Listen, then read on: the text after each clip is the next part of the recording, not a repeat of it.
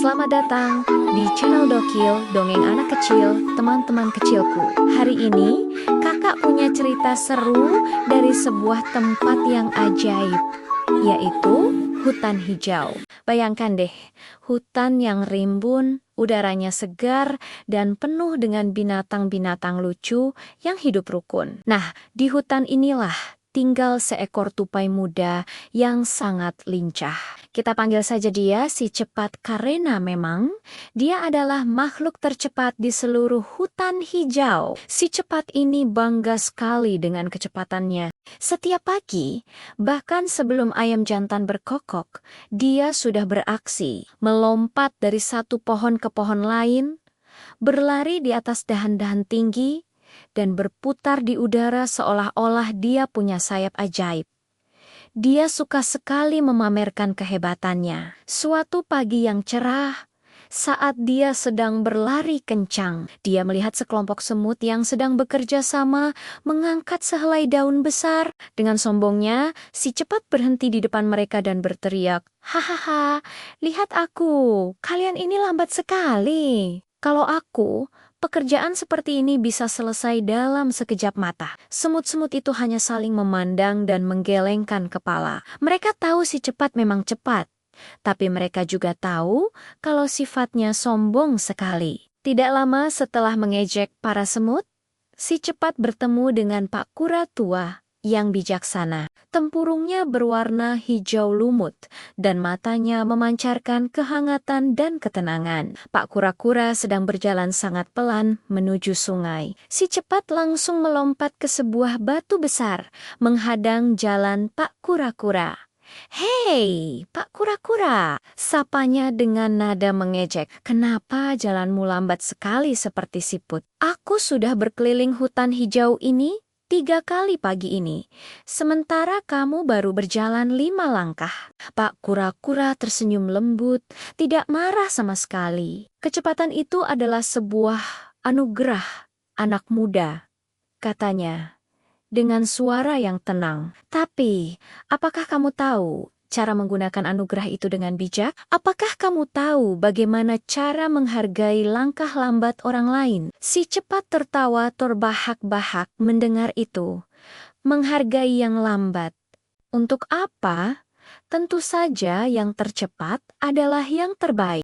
Pak Kura-kura hanya mengangguk pelan, lalu melanjutkan perjalanannya yang tenang menuju sungai, membiarkan si cepat dengan kesombongannya. Suatu sore, seluruh hutan hijau digemparkan oleh sebuah kabar yang luar biasa. Sebuah pohon buah langka yang katanya hanya berbuah setahun sekali, akhirnya menghasilkan buah emas. Konon, buah ini rasanya sangat manis dan bisa menghilangkan semua rasa lelah.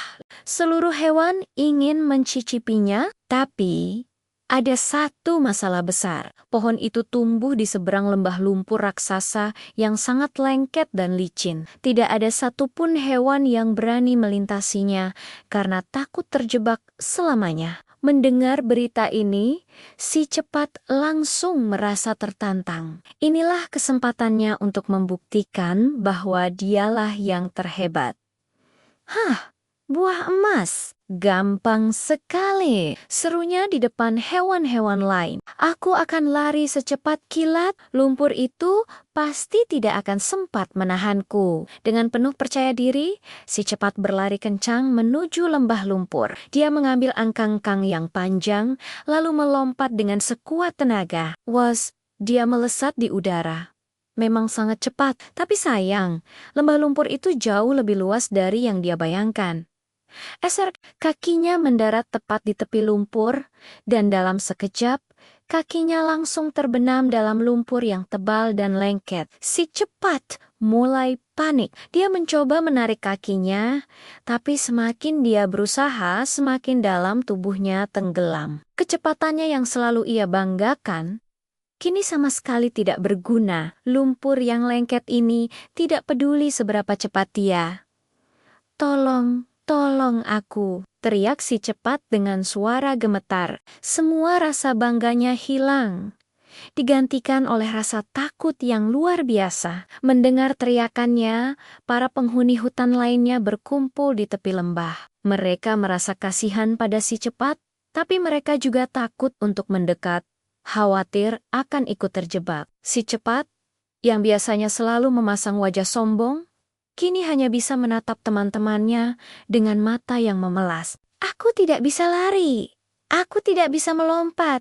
Aku terjebak, ratapnya putus asa. Tiba-tiba, dari kerumunan muncullah Pak Kura-kura tua. Dengan tenang, ia membawa sepotong dahan pohon yang sangat panjang dan tebal. Di belakangnya, mengikuti sekelompok beruang yang kuat dan beberapa rusa yang memiliki tanduk kokoh. Pak Kura-kura memandang ke arah si cepat yang terjebak, lalu berkata kepada hewan-hewan lain, "Kita harus bekerja sama untuk menolongnya." "Begini rencananya," kata Pak Kura-kura dengan tenang. "Aku akan menggunakan dahan ini sebagai jembatan darurat. Para beruang, kalian adalah yang terkuat. Jadi tolong pegang ujung dahan ini dengan erat. Dan kalian, para rusa, gunakan tanduk kalian yang kokoh untuk menahan dahan agar tidak bergeser saat si cepat memanjat."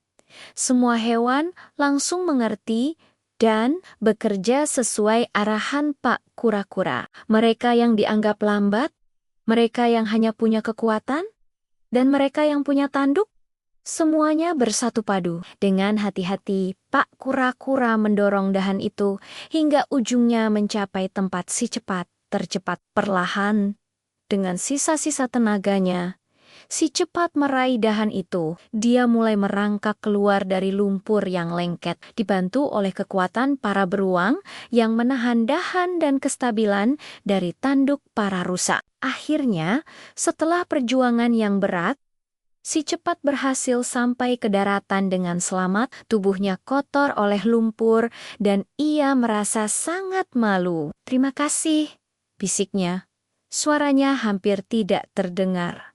Pak Kura-kura menatapnya dengan lembut. "Kecepatanmu memang luar biasa, anak muda. Tapi hari ini bukan kecepatanmu yang menyelamatkanmu, melainkan kerendahan hatimu untuk meminta tolong dan kemampuan teman-temanmu untuk bekerja sama." Si cepat menundukkan kepalanya dalam-dalam. Kata-kata Pak Kura-kura menusuk hatinya. Ia akhirnya mengerti. Benar, dia memang cepat, tapi ada saatnya dia membutuhkan kekuatan beruang, ketenangan rusa, dan kebijaksanaan Pak Kura-kura. Kecepatan tidak bisa membeli persahabatan dan tidak bisa menyelesaikan semua masalah. Sejak hari itu, si cepat benar-benar berubah. Ia masih menjadi tupai tercepat di hutan hijau, tapi kini ia menggunakan kecepatannya untuk membantu teman-temannya, bukan untuk menyombongkan diri. Ia sering membantu mengantarkan pesan atau mencari buah untuk hewan yang sakit. Ia menjadi teman baik Pak Kura-kura dan belajar darinya untuk menghargai setiap hewan di hutan hijau, tidak peduli mereka cepat atau lambat. Dan tahukah kalian, ketika mereka semua akhirnya berhasil menyeberangi lembah lumpur bersama-sama dengan cara yang aman, buah emas itu terasa jauh lebih lezat dan manis karena dimakan bersama-sama sebagai sebuah tim yang hebat. Nah, teman-teman kecil, ingat ya pesan dari cerita ini, tidak peduli seberapa hebat atau pintar kita, jangan pernah sombong. Kehebatan yang sejati justru terletak pada kerendahan hati dan kemampuan kita untuk menghargai serta bekerja sama dengan orang lain. Terima kasih sudah mendengarkan. Sampai jumpa di kisah seru berikutnya ya.